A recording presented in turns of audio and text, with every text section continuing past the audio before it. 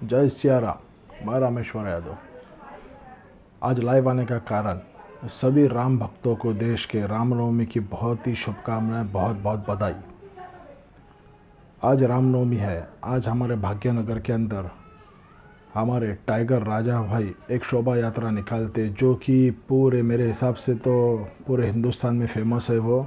और ये रामनवमी निकालने का श्रेय जो जाता है वो यहाँ के एमएलए हमारे भाग्यनगर के टाइगर राजा भाई को ही जाता है, क्योंकि इनके प्रयास से ये इतनी बड़ी शोभा यात्रा आज हो गई है। मेरे ख्याल से ये कुछ 10-12 साल से निकल रही है।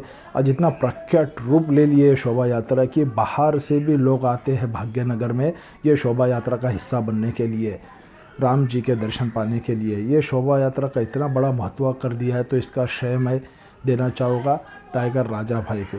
राजा भाई को कोटि कोटि बधाई ये चीज़ की कि आज उनके प्रयास से, आज उन्होंने जो प्रयास किए तो उससे पूरे हिंदुओं को इकट्ठा करके आज इतनी बड़ी शोभा यात्रा निकलती है यहाँ की कि ये जो गणेश उत्सव अपना रहता है उसको भी मात दे देती है शोभा यात्रा। और इसके इतने बढ़िया इंतजाम रहते हैं, पूरे हमारे हिंदू भाई इकट्ठा होकर एक उदाहरण पेश करते हैं कि हम एक हो गए तो कैसा जन सैलाब आता है। तो यहाँ पर भाग्यनगर में आज के दिन ये जन सैलाब रहता है।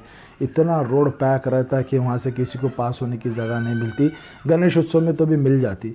तो इसका श्रेय सिर्फ जाता है तो हमारे राजा भाई को, और मैं हमारे पूरे हिंदू भाइयों बहनों को जो कि राजा भाई के साथ 10-12 साल से खड़े सो है और आने वाले दिनों में भी अंत तक खड़े रहेंगे। ये बहुत खुशी होती है ये चीज़ देखकर कि हाँ, कोई हमारा बंदा है जो हमारे लिए सोचता है, हिंदुओं के लिए सोचता है। मैं ये भी देख रहा हूँ भाग्यनगर में कि शोभा यात्रा की जो तैयारी है पिछले 7-8 दिन से चल रही है, लेकिन अदर दिन बीजेपी किसी पार्टी के नेता, किसी पार्टी के विधायक या कोई भी हो, किसी ने अभी तक कोई मीडिया में या किसी को बोला कि शोभा यात्रा की, रामनवमी की हमारे भगवान रामचंद्र भगवान के प्रति कोई अभी तक ये नहीं दी कि शुभकामना वगैरह प्रकट नहीं किया। तो ये बहुत दुख की बात है। ये बहुत दुख की बात है। मुझे ऐसा लगता है कि ये भाग्यनगर में खाली हमारा इलाका ही है जो राजा भाई का इलाका है, गोशामहल, इसके अंदर ही हिंदू इकट्ठा है। हिंदू एक है तो क्या बाहर नहीं है? क्या बाहर के लोग भी आना चाहिए? अदर पार्टी के लोग भी ये मैसेज नहीं देना चाहिए कि हम धर्म के खिलाफ है। धर्म के साथ रहो, धर्म के साथ रहेगा तो सबका कल्याण होगा, सबका भला होगा।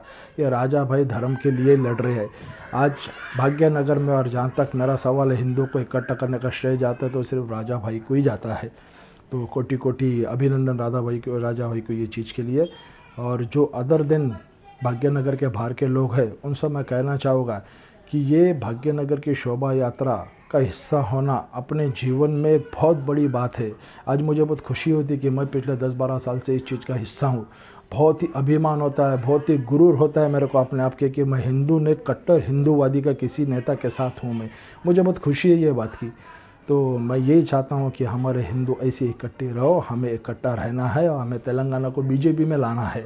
इसी तरह हम इकट्ठा रहते रहेंगे। ऐसी बहुत शोभा यात्रा निकलेगी, ऐसी बहुत शोभा यात्रा। एक बार बीजेपी में तेलंगाना में बीजेपी आ गई तो ऐसी बहुत सारी शोभा यात्रा हो जाए निकलेगी, निकलते रहेगी। और हिंदू राष्ट्र बनना कोई बड़ी बात नहीं रहेगी।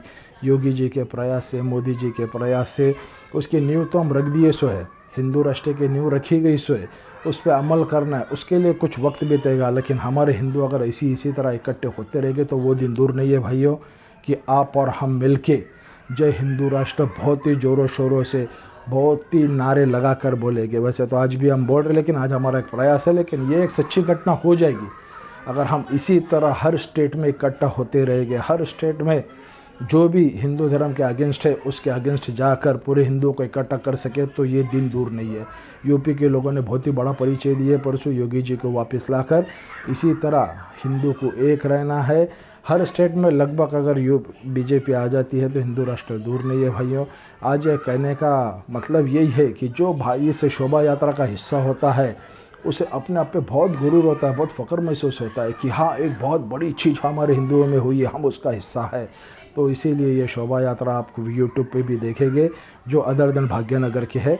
इसे देखो किस तरह से यहाँ का हिंदू एक होता है, अलग अलग जगह से आके जाति धर्म से भूलकर सिर्फ भगवान राम के लिए। उसी तरह हमें भी इलेक्शन के टाइम पे भी ये सब भूलना है। हमें खाली एक ही चीज़ करना है कि हमें हिंदू राष्ट्र होना है।